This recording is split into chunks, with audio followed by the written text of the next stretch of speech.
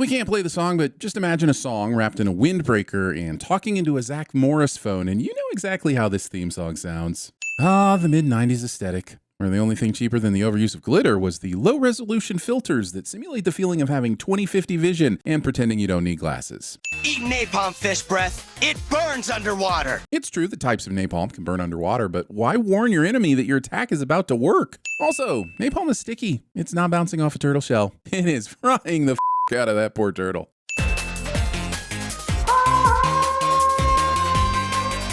Not calling this monster immediately after these three were able to get past you. That means it's clobbering time! Cliche. Someone was filming the entire fight with Namor for a telethon? Hey guys, check out this genocidal underwater prince. Please send money. But I think what telethon viewers really want to know is how you got your fantastic powers. Pretty sure the telethon viewers are way more interested in finding out who the was filming that underwater fight with Namor. I mean, your new doohickey hasn't even been road tested. You mean the rocket? You haven't had a launch test yet and you want to take it out for a spin to investigate the weird phenomenon that is moving at light speed? The most unbelievable part about this episode isn't that they got powers, it's that they lived. Reed, Johnny's on fire! And Sue seems about as concerned with this as if she just discovered her dog peeing on the carpet. Yeah, we made it. But it was just dumb luck, if you ask me. That was beyond dumb luck. The ship was on fire, falling apart, and flipping around. I think the plot armor did most of the lifting here. Do you know what education costs these days? You better get back on them phones and start kicking in some real dough. Well, in 1994, it cost around $2,600 to go to a public college and around $11,500 to go to a private college in the U.S. This telethon has raised over $1.5 million for, and I quote, State University. So I'm going to guesstimate that the money could send around 200 students to college. That's already a pretty good number, and they are only halfway through the night. A dog act. All right, but pick it up, Reed. Hope Fritz and Cootie didn't spend too much time preparing. Hope they didn't spend years working, planning, hoping, yearning for this day, only to have their dreams trampled by an egotistical rock and an origin story that was already adequately covered in the theme song. They will now all discover their new powers. Sue can turn invisible. Ben turned into the Thing. Reed can stretch. And Johnny can set himself on fire. My question is, how come everyone can return to normal except for Ben? And don't you tell me it's because he is a physical transformation when Johnny turns into a bald red man with yellow eyes.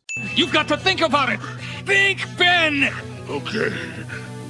I think you need clobbering. Episode will just yada yada past the moment when the Thing flew into a murderous rage, took a moment to think about what he was about to do, and then still settled on murdering his best friend. Together, we have more power than 4 beings have ever possessed. Citation needed, mostly by the Beatles. What is your relation to the others, may I ask? None of your business, I may answer. Ben would be excellent at none of your damn business, Sins. Did he just summon a piano out of thin air so he could wave it around angrily? Because it wasn't there a second ago. I'm making a grilled cheese sandwich. We do our cooking in the kitchen. Okay, but is this even their kitchen? Thing just tried to kill the rental agent with a fucking piano and they still got the apartment? Can't reach. It's just too far. For being the smartest man alive, Reed Richards is pretty dumb sometimes. Why not just grab a lower part of the bridge and then stretch up from there? Why not turn into a slide? Why not turn into a helicopter and spin your ears around really fast? You have so many options. There.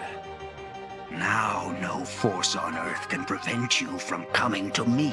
But why the elaborate dollhouse? We saw the bridge mock-up earlier, so I guess the Puppet Master has to also create a similar structure to what the person he's controlling would be in or around. However, the Fantastic Four aren't in a house. They were looking at apartments earlier. Also, even if they were in a house, how would the Puppet Master know this or what it looked like? I'd better keep an eye on him.